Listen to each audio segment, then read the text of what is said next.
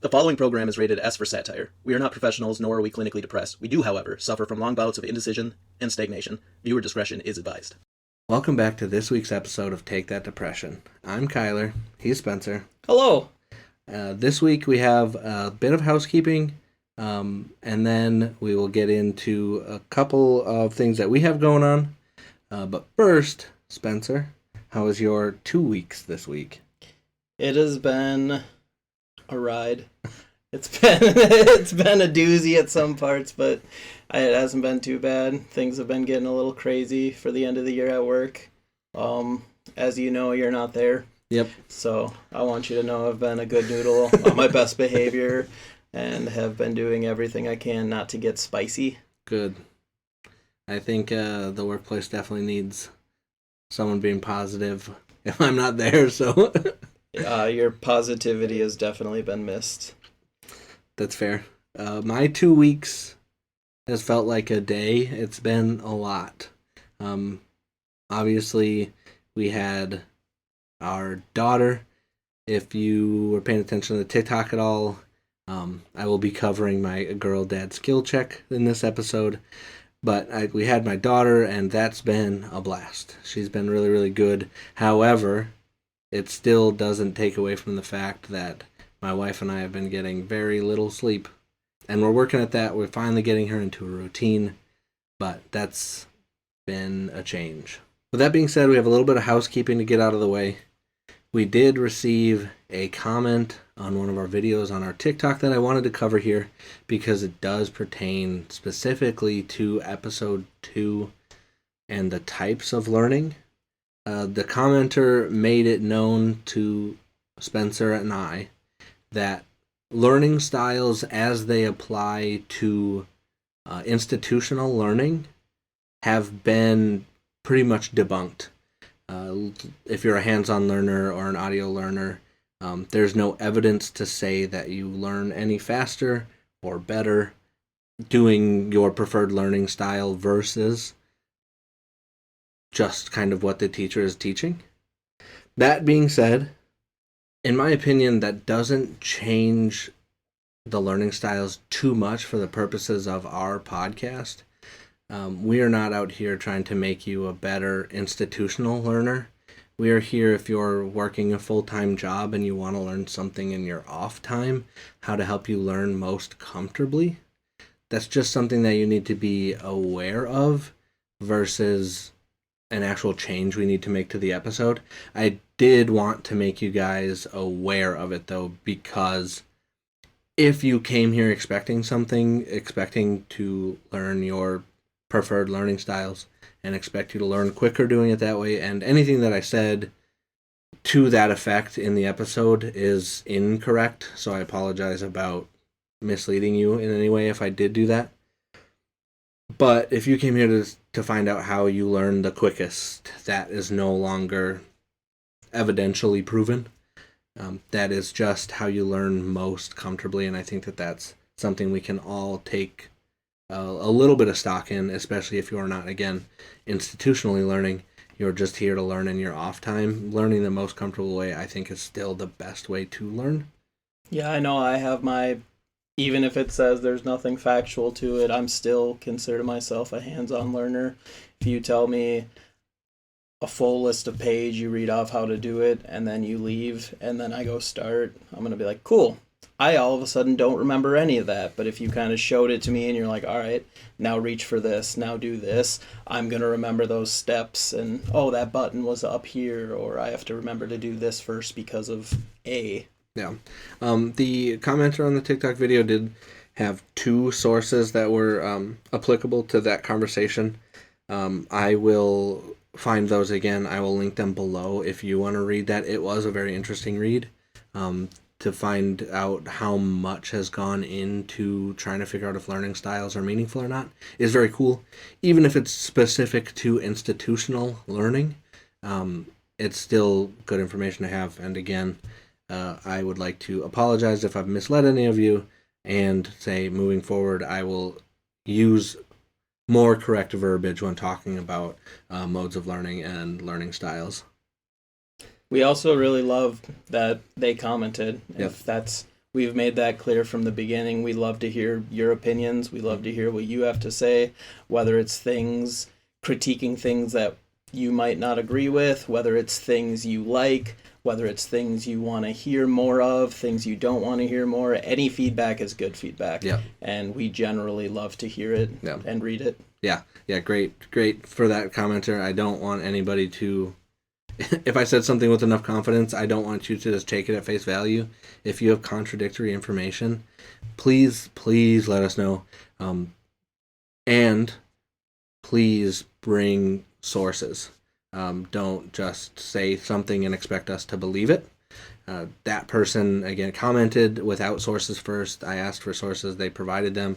So I may do that if you comment something that is kind of contradictory. Expect that. I am here to learn just as much as you guys are here to learn.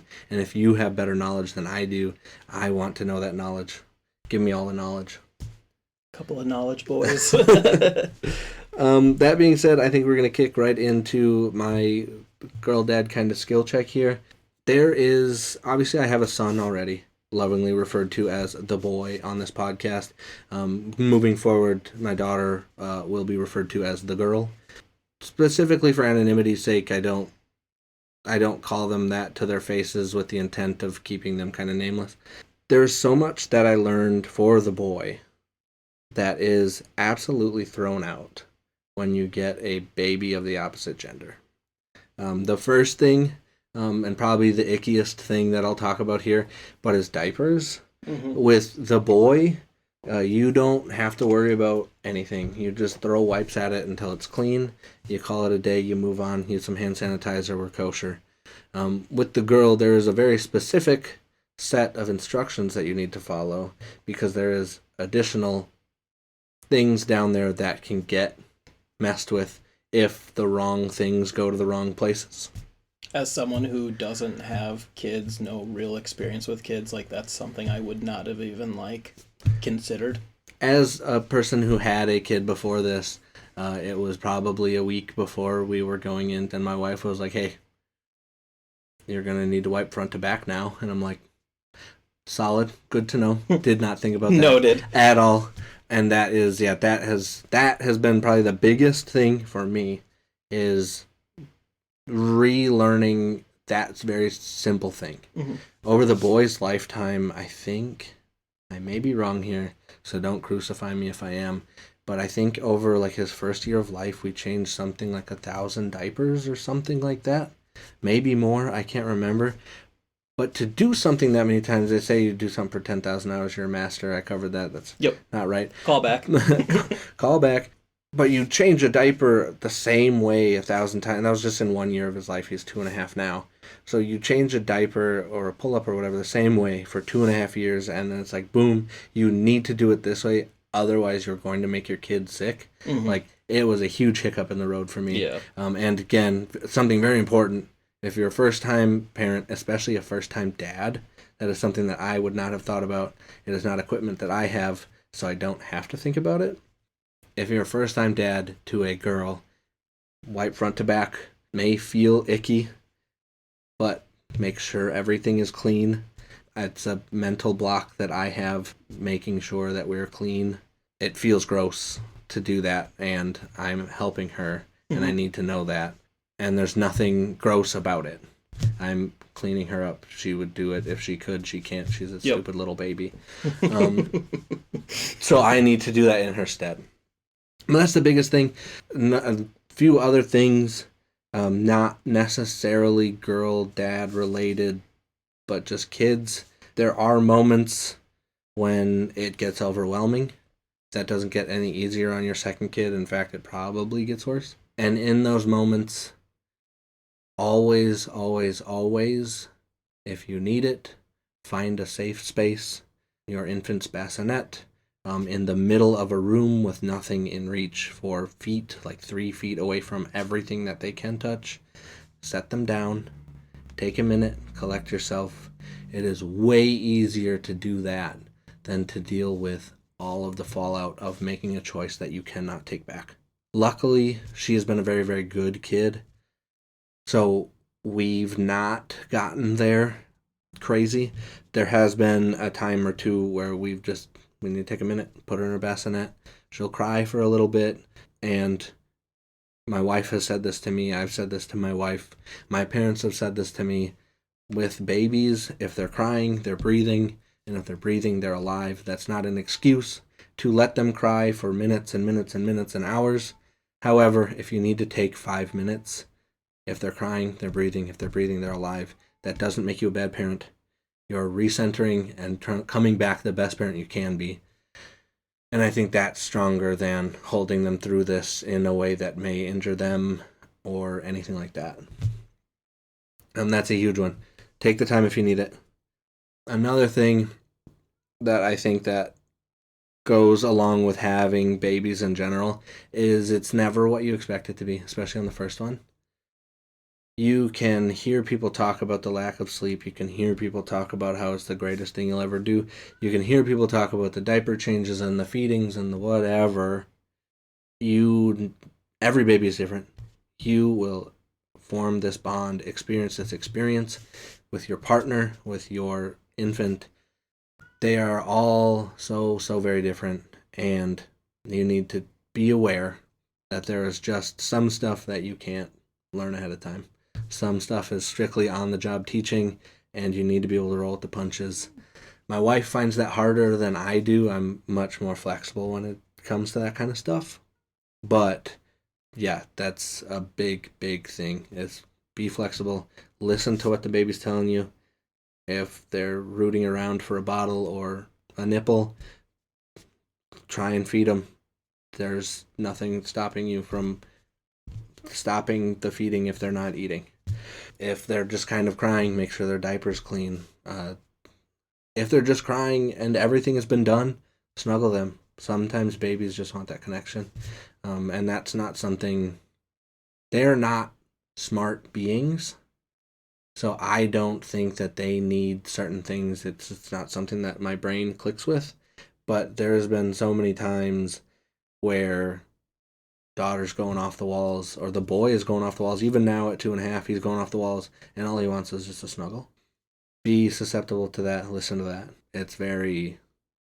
It's a humbling experience to be at the beck and call of this tiny human that doesn't even know how to control their arms. And what a rewarding experience when they can say, "I love you, Dad." That is a wildly crazy moment when you get to experience it for the first time from a thing that you helped make. I would probably be sobbing. I would just be in the middle of whatever, and just the first time I hear that, all of a sudden, can I take a quick second and take I'm gonna go to the bathroom real quick. I will be out very dehydrated. Yeah, it's definitely an eye-opening experience. There is nothing in the world like it. You'll hear that. I feel that it is a very rewarding experience. I understand that having children is not for anybody. And this is not me trying to sell you on having kids. Before I reconnected with my wife, I did not want kids. I reconnected with my wife. We did not want kids. A couple years into the relationship, she came to me and she was like, "Hey, this weird thing is happening to my body. I don't know what to do." And I'm like, "All right, let's figure this out and see what we can do." And that, I think, was the moment when at least she knew that she wanted kids. And that if that doesn't hit you, don't have kids. Just if you're not there, don't. Adding a kid to a life just because you think you should is the wrong heckin' idea, man. Don't do that. If you're comfortable working and making that money, definitely do that. I will tell you, my life, without a doubt, would be much simpler without children. That is not to say my life would be better or worse. It would be much simpler. Definitely, if you're considering it, think about it. Don't jump into it willy-nilly because you think you should be doing that. My wife and I have said that we are thankful that we had kids later on. We are late 20s, early 30s, and I would not have been a cool dad at 19. I was not in the right headspace to be a dad at 19, and that's something that you need to be very sensitive of. just because you think you should be having kids doesn't mean you should be having kids. Yep. If you're ready for them, if you want them. And another thing is you'll never be ready for them in the way that you think you want to be. I was just going to say that again. I don't have kids, so I'm not going to throw out like a whole bunch of like detail, but like experience is the best teacher. And you can, I've read and heard from countless people, you know, you read everything you get that 9 months, you think you're prepared, and then you just run into scenarios that you never would have thought about, never would have. Yeah, we were in the hospital. My daughter had her first normal poop in her diaper, and I was changing her, and I was like cleaning her up, making sure everything was good, and I did a pass on the wipe, and then she just blasted her bassinet with just a shotgun blast of liquid baby shit. If you told me at any point in my life that that was something that I would experience firsthand and I would have to like clean up after, I'd be like, you're crazy. Yeah. That would never happen to me. I'm too smart for that. And let me tell you, at 3 o'clock in the morning, when a baby is scream crying at you and you just want to get their diaper changed so then they can hopefully feel comfortable enough to not scream cry at you, you don't think about having a backsplash for whatever your baby's going to do. This is fine. Everything's fine. So, yeah, you're never going to be ready. You're never going to be, not never, there are definitely people in this world who are financially ready to have a baby. But if you're a normal human, and not a billionaire or millionaire, you won't be financially ready. And it is not as expensive as you would think. That was my main hiccup. A logical thinker for the relationship. I was always like, we don't have savings enough for a baby. We don't whatever. We didn't have to like give anything up. We still got food. We still did vacation things. It is a drain.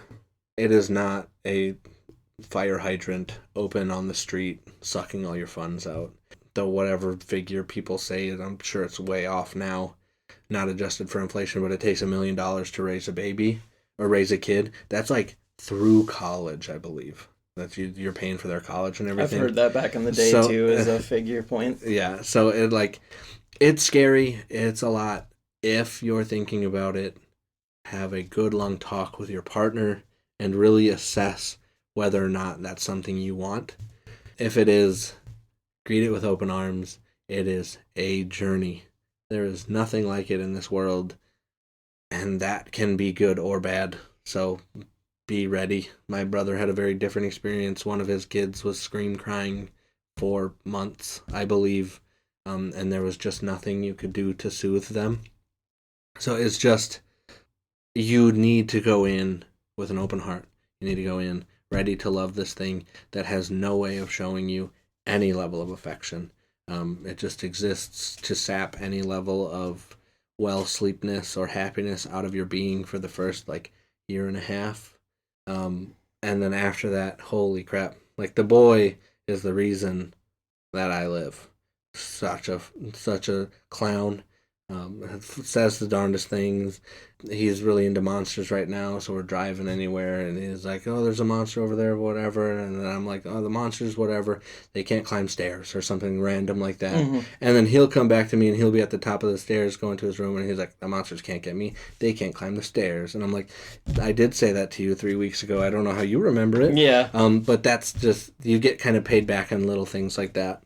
It's really cool. I don't know if this is the appropriate term, but it's as an outside window looking in, it's cool to see the fruits of your labor, those sleepless nights, those getting the shotgun blast of poop to the face, things like that, to then see it's a mini you. It's almost a little Pokemon. You just train them to do all these cool things and watch them grow, evolve, and it's you can see all the things you had got to show them, all the reflections of you and the wife and things like that. And I think that's really cool to be able to look back and see that process, and that sounds like that's going to be very rewarding to see. Yeah, it is. And again, having kids is not for anybody. That I'm not here to say that you should. Definitely don't if you're not there for it. And You're not any less of a human if you don't want to procreate. I didn't want to procreate for the longest time.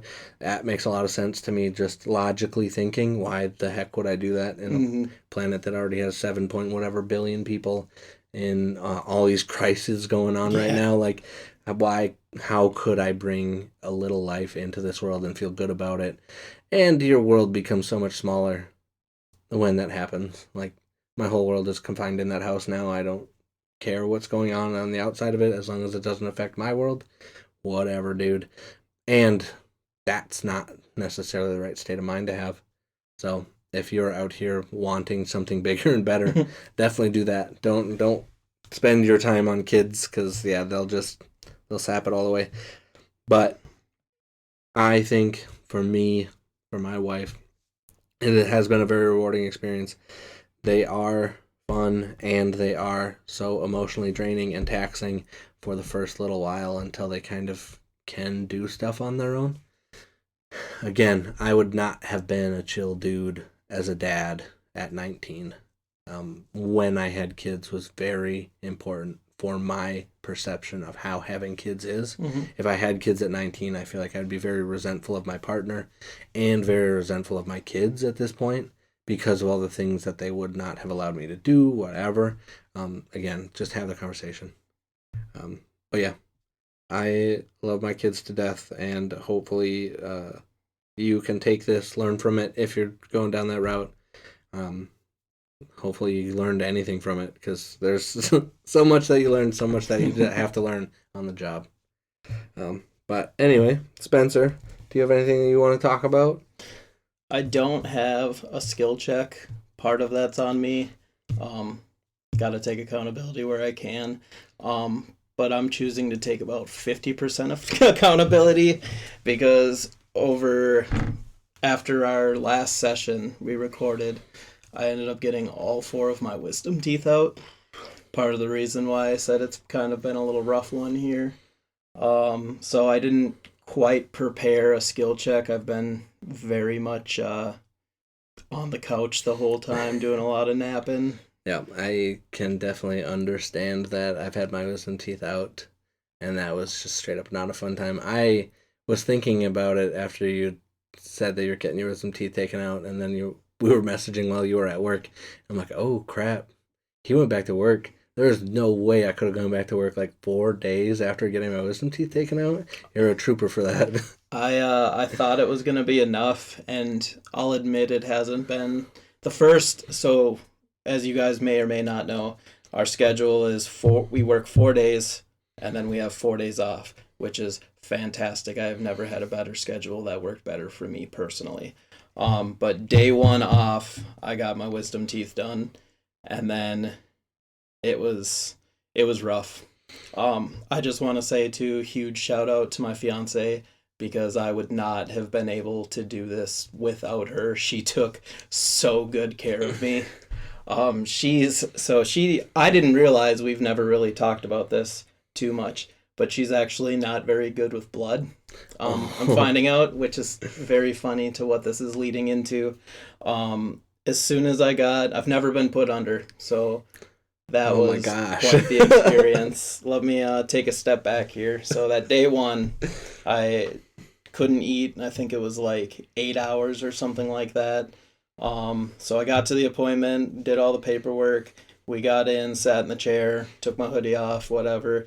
And they were just asking me all the regular standard like surgery questions. No big deal. I wasn't really nervous to be put under. Never been put under, heard everybody's stories. They're like, you basically count down, and then before you know it, you wake up, and then you're like, what happened? Oh, surgery, okay. Well, one of the nurses. They were all super cool, so, I'm not... Yeah. Yeah. But one of the ladies, she was, I got my hand tattooed, got a bunch of tattoos, so it's always hard to, like, draw blood and stuff like that. They gotta find it.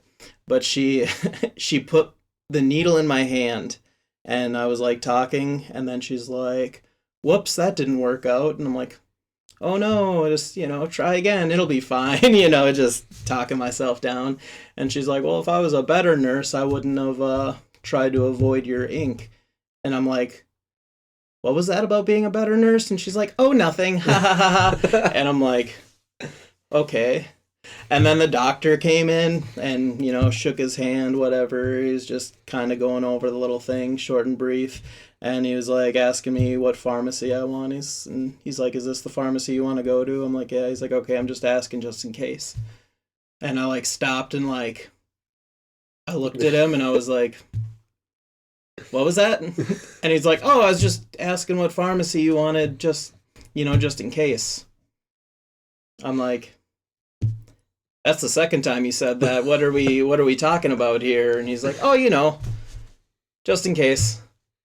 And he's like, all right, well, I'll get to it and we'll prep you up. And then he left and I'm like, between the nurse and that, I like, in my head, I'm like, I'm going to die here. I'm like, that's going to be it. That's how that's going to happen. I'm glad I kissed my fiance. I'm glad I kissed my babies. Like, this is so shady to like right before my operation, like minutes before it.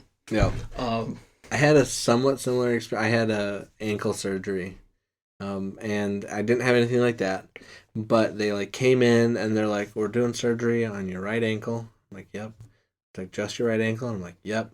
And they came in with like a Sharpie and drew a whole bunch of X's on my left leg, and I'm like, "Why?" And they're like, "Just so we make sure that we're operating on the right leg. You can't miss a Sharpie mark like that." I'm like, "That makes sense." I'm so like, it's so crazy that we've made it to this point where Sharpie is the best way to be like, don't cut off this leg. But yeah, that was just like minutes before they're taking me to get put under. They're just like marking up my left leg, like, don't operate on this one. I'm like, this is what we've gone to, and we're using Sharpie in 2025. Sure. Yeah, it's always nerve-wracking to go under. There's always, and that like the spiel that they give you, it's like, are you going under? There's always a chance of death. It's yep. They got to say that for some reason. Yeah. And so that's again always nerve-wracking for me. But and again, both of them were super cool. I don't want to like complain and be like, that was blah blah blah blah blah whatever. So it was just kind of funny that both of them like said that like that. I'm like, okay. Yeah. It's definitely jarring if that's your first experience with going under and they're like, just in case, or if I was a bet or whatever. It's like, oh, all right, sure, thank you. Thank you. And we, again, once it kicked in, she was asking me about work and didn't even give me a countdown. As soon as I was like talking, all of a sudden I blinked and then I woke up and I was like in a wheelchair or whatever in like the waiting room. And I had like gauze in my mouth because obviously you're getting like teeth ripped out, and so like I tried talking or something, and the weirdest thing I said too, like I kind of knew what was going on, but I was like, oh, it's like a puzzle trying to figure out whatever, but I'm like, oh, it's like a puzzle, I figured out. And she's like, what was that? I'm like, nothing, doesn't matter.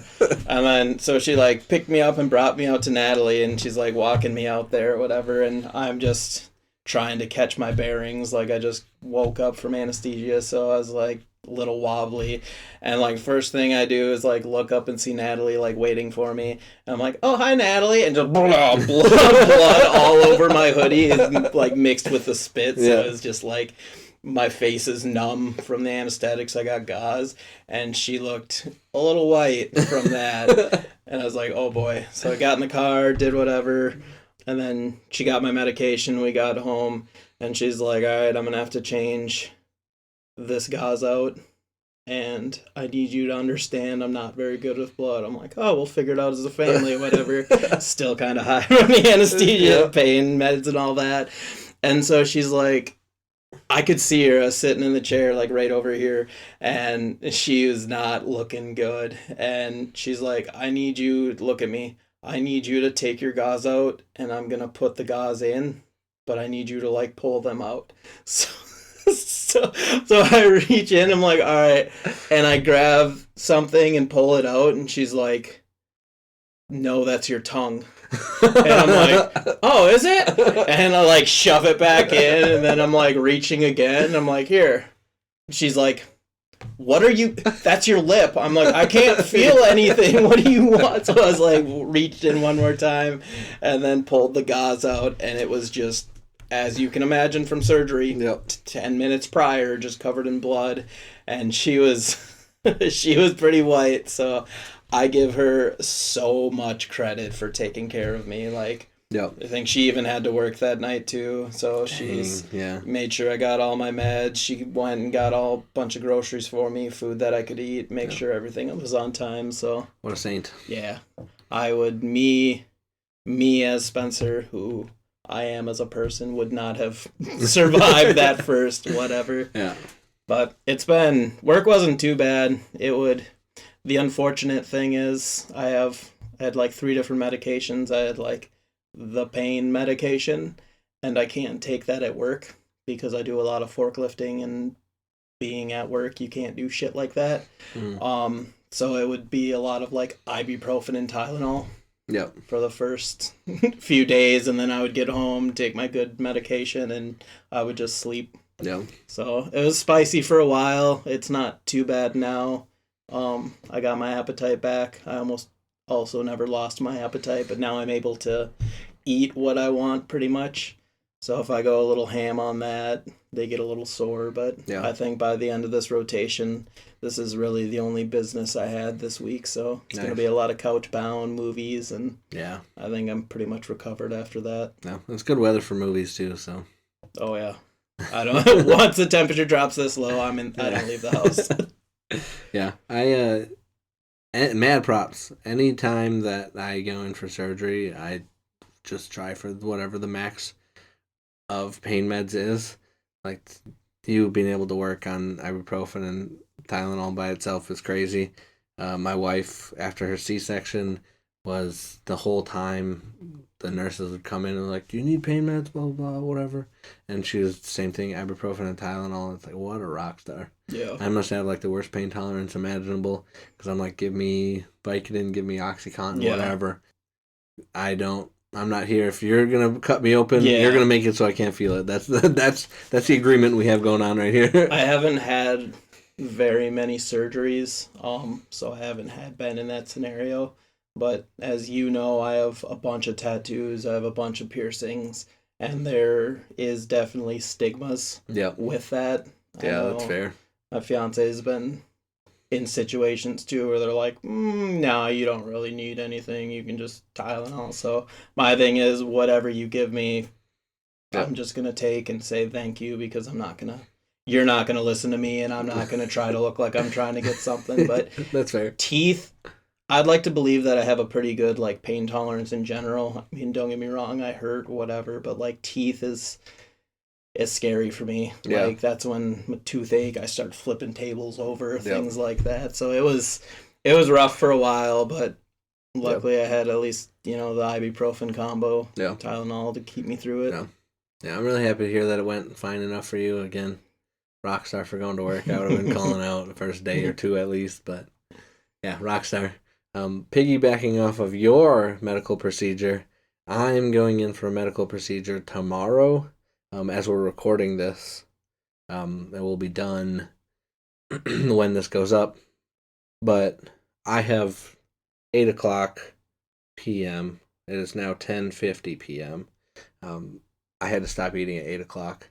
So that Oh, that's the worst. Can you drink water? Yeah, I clear liquids until like midnight. Okay. But that's kind of bad.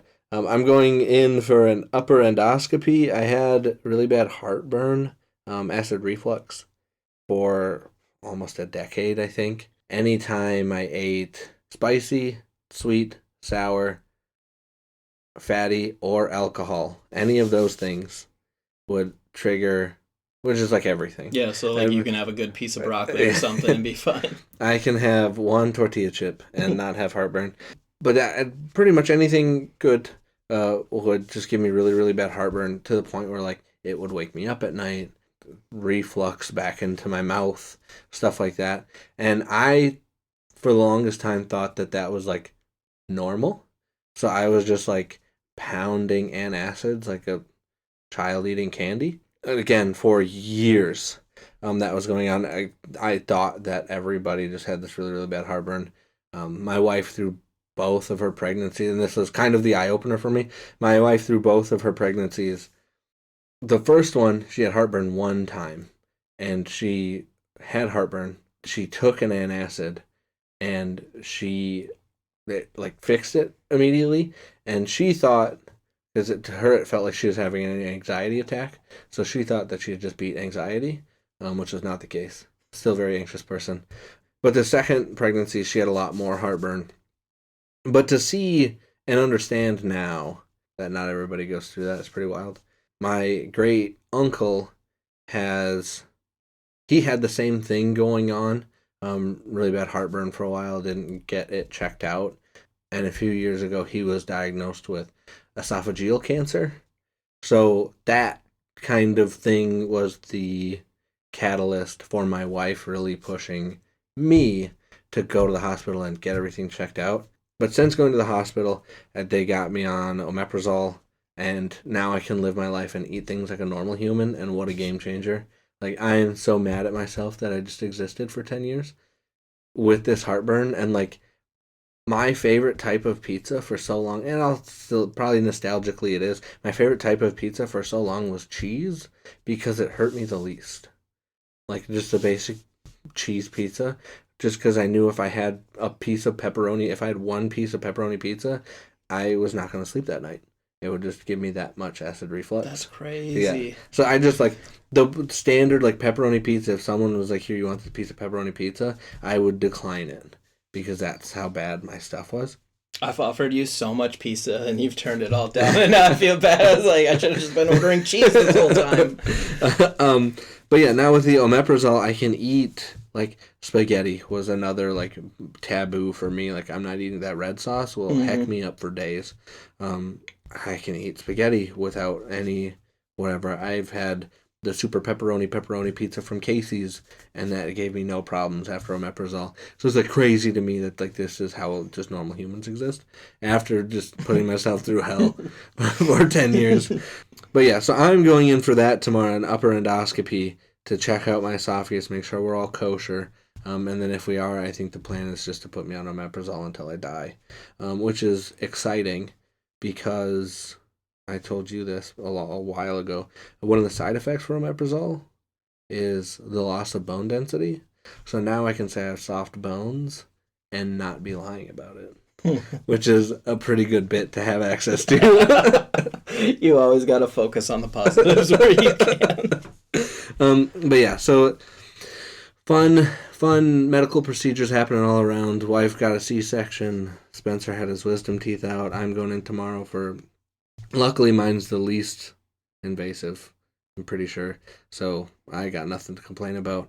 And hopefully it'll be all good news and we can just move on. And yeah, you'll definitely have to keep us posted for sure. Yeah, have a good rest of my life on medication that makes it so I can eat pepperoni pizza like a normal human. But I think that's it for me for this episode, Spencer. We had some questions baked in, but we talked for too long. Yeah.